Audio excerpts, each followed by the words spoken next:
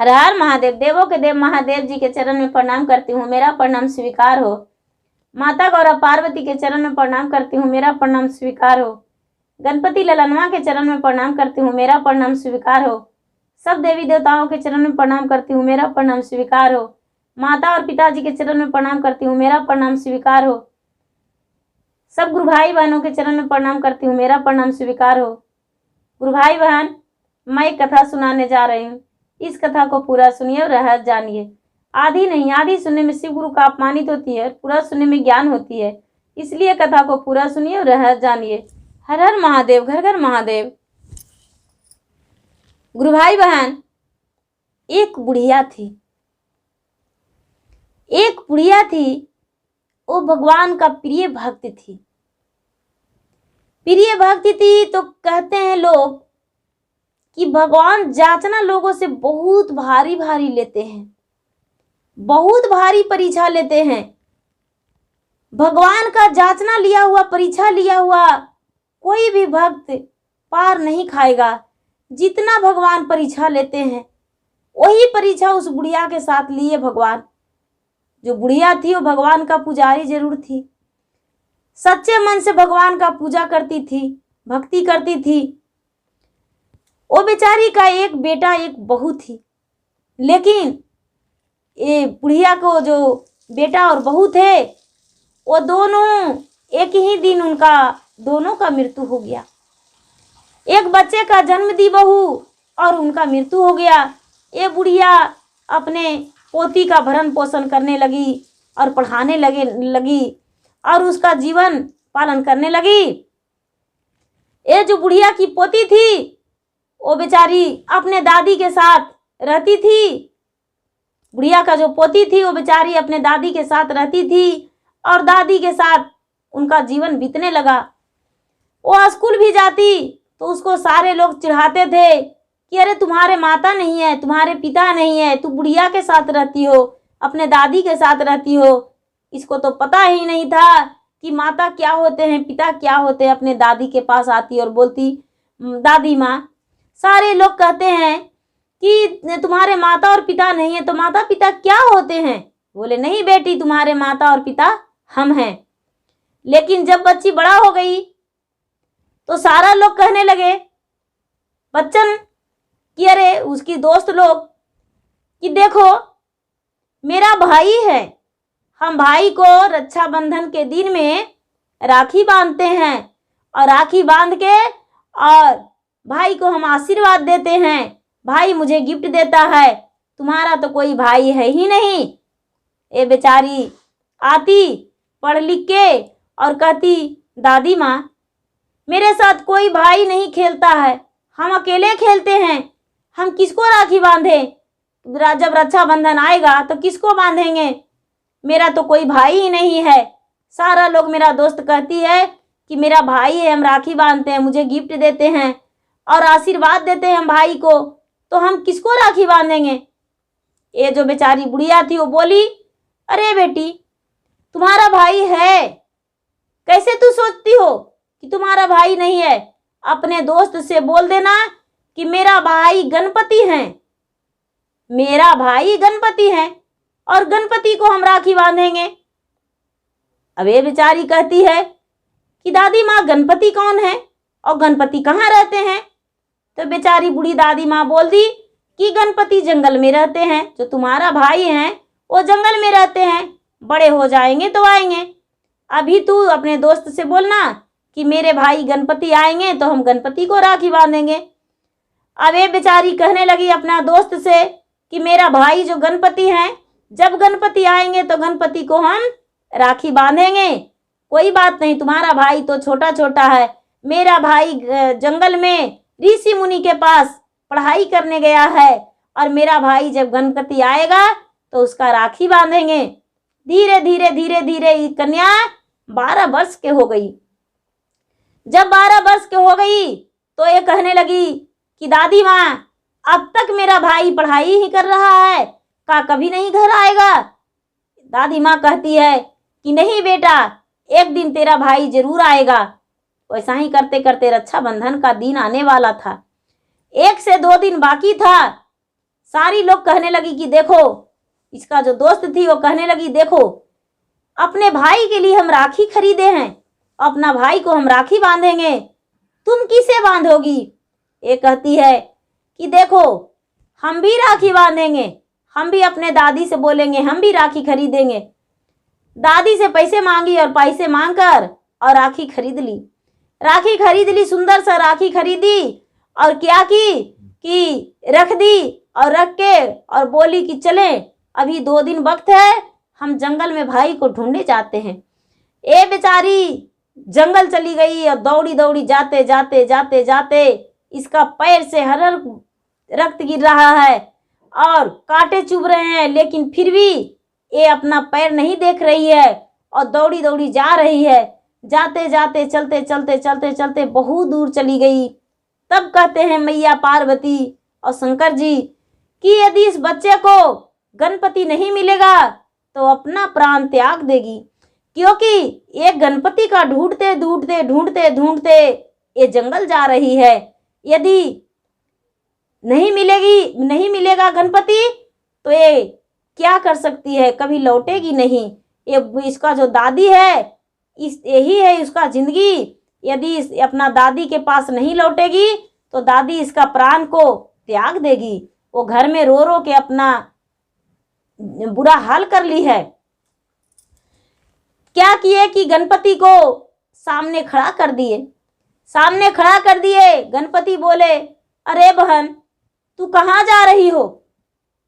ये जो भगवान शंकर जी थे, ब्रह्मा जी थे, विष्णु जी थे, ऋषि बन गए, ऋषि मुनि, और उनके पास गणपति और एक आश्रम बन गया।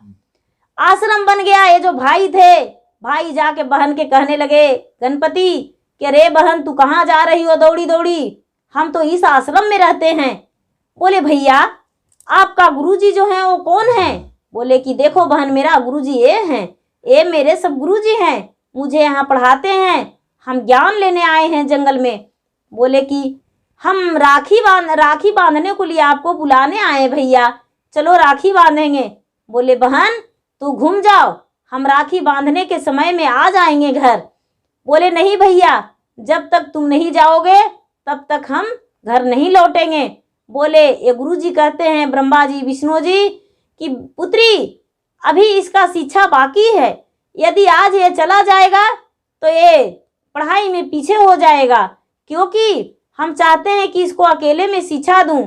सारा जो इसका दोस्त है वो सब अपना घर चला गया है, तो मेरे पास कौन रहेगा, मेरा भोजन कौन बनाएगा? ये मेरा भोजन बनाने को लिए है।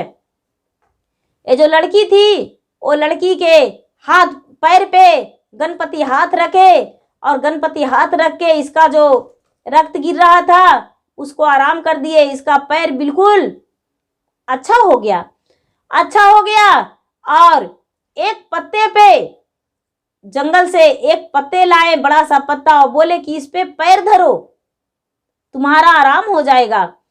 पैर धरे तो पूरा बिल्कुल ठीक हो गया। एक फूल तोड़ कर लाए और बोले इस पे पैर धरो तू घर पहुंच जाओगी। पैर लड़की धरी फूल पे और शंकर भगवान अपने शक्ति से इसको घर पहुंचा दिए। ये लड़की घर आई तो देख रही कि इसको दादी माँ पूरा चिल्ला चिल्ला चिक चिक के रो रही है। कहने लगी लड़की, दादी माँ तू इतना क्यों रो रही हो? हम तो भाई को ढूंढने गए थे और भैया ने मुझे जंगल में मिला। ये दादी माँ सोचने लगी कि कोई बालक मिल गया होगा, कोई लड़का किसी को, कोई लकड़हारे को, तो उसे भाई मान लिया है, वो उन्होंने संतोष दिया होगा और ये भाई मान लिया है। बोले भैया मिल गया? तो हाँ दादी माँ मुझे भाई मिल गया है, अब जरूर मेरा भैया आएगा राखी बांधाने को लिए। बोला है कि रक्षाबंधन के समय में आ जाएंगे। जब रक्षाबंधन का दिन आ गया तो ये बेचारी राखी का तैयारी करने लगी, नहाई धोई और थाल में राखी सजाई और गणपति आंगन में उपस्थित हो गए बड़ा सा तोहफा लेकर। बहुत बड़ा इसमें सोने चांदी का गहना, इसका सुंदर सुंदर सा कपड़ा और बढ़िया बढ़िया उसके जूतियां, गले का हार, सब कुछ लेकर आए और बोले बहन मुझे राखी बांध दो, बहन मुझे राखी बांध दो। ये बेचारी अपना बैठने को दिया और बैठाकर अपने भाई को राखी बांधा और राखी बांध के और आशीर्वाद दिया। और ये जो भाई थे गणपति, वो अपने बहन के हाथ में बड़े से तोहफा दिए।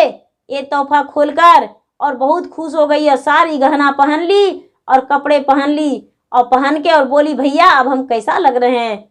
गणपति कहते हैं कि बिल्कुल गुड़िया जैसी लग रही हो, बहुत सुंदर लग रही हो, तुमसे सुंदर तो दुनिया में कोई नहीं है। देखो अपना ऐनक में सूरत देख लो। ये लड़की देखी और बोली कि अरे हम तो बहुत सुंदर लग रहे हैं।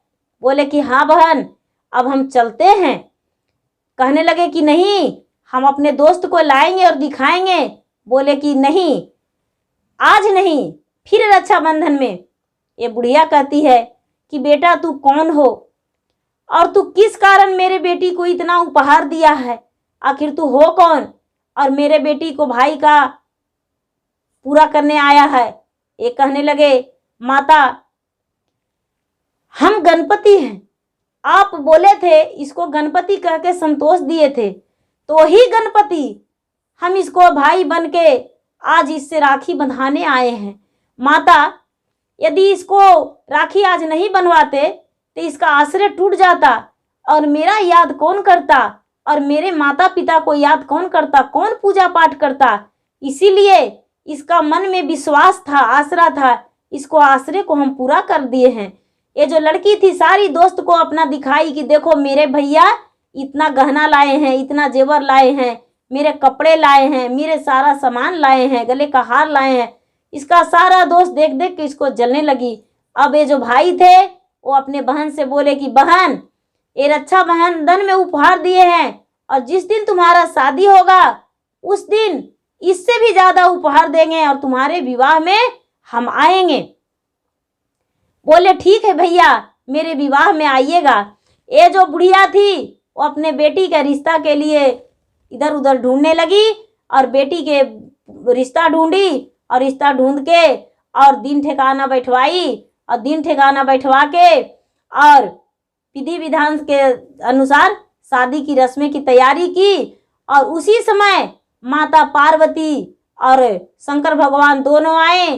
शंकर भगवान पिता बने और मैया पार्वती माता और गणपति बने भाई और पूरे रीति रिवाज के साथ इस लड़की को कन्यादान किए और विवाह किए।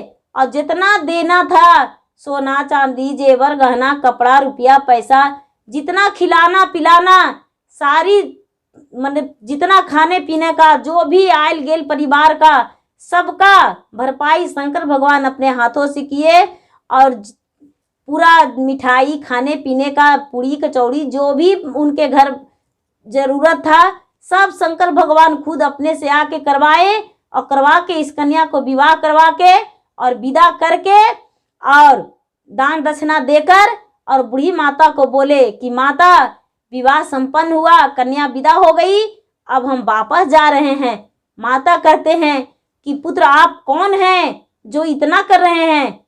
अपना रूप में शंकर भगवान आ गए और बोले कि हम कोई राजा और महाराजा नहीं थे, हम स्वयं शंकर भगवान और मैया पार्वती हैं, देखिए मेरा रूप। और गणपति तीनों को देखकर बुढ़िया चरण पर गिर गई भगवान के और कहने लगी कि हे भगवान आप तो धन हैं, आप मेरे बेटी को इतना बड़ा बेड़ा पार किए कि अपना पुत्री के समान उसको कन्यादान किए और कन्यादान करके मेरा पूरा बाराती का सामान सब बाराती का भार सहे, पूरा मेरा गांव जवार दुनियादारी जो भी था कोई पहचान नहीं पाए कि आप भगवान हैं। और भगवान स्वयं आकर मेरे आंगन में और मेरा कन्या का विवाह करवा रहे हैं। हे भगवान मुझे माफ कर दीजिए। ये भगवान कहते हैं कि जो सच्चे मन से सच्चे हृदय से मेरा पूजा करेगा और मुझे मेरा शिष्य है, मेरा सेवक है, उसको हम किस रूप से मदद करेंगे उसे पता भी नहीं चलेगा और उसका कार्य पूरा भी हो जाएगा। जैसे कि आपका कोई नहीं था और हम आपके बेटे और बहू के समान घर में आकर और आपको सारी कार्य किए, उसी तरह हम सबको मदद करते हैं। ऐसा कह के और शंकर भगवान और मैया पार्वती गणपति अपने स्थान धर लिए और बेचारी बुढ़िया अपना अकेली जीवन बिताने लगी। और जो बेटी थी वो बेटी तो ससुराल चली गई और वो भी ससुराल में अपना सुखी जीवन बिताने लगी और अच्छे से रहने लगी, खुशी खुशी। हे महादेव, हे भोलेदानी, जैसे उस कन्या पे दया किए कि खुद अपने हाथों से कन्यादान किए और उनके माता पिता के एहसास नहीं आने दिए, भाई का एहसास नहीं आने दिए, उसी तरह अपनी दया सब पे बरसाइए और सबका खुशियां वापस दे दीजिए। हे महादेव, आप अपना कृपा सब पे बरसाइए। हर हर महादेव, घर घर महादेव। गुरु भाई बहना, मेरा वीडियो अच्छा लगे तो इसे लाइक कीजिए, शेयर कीजिए, सब्सक्राइब कीजिए। धन्यवाद।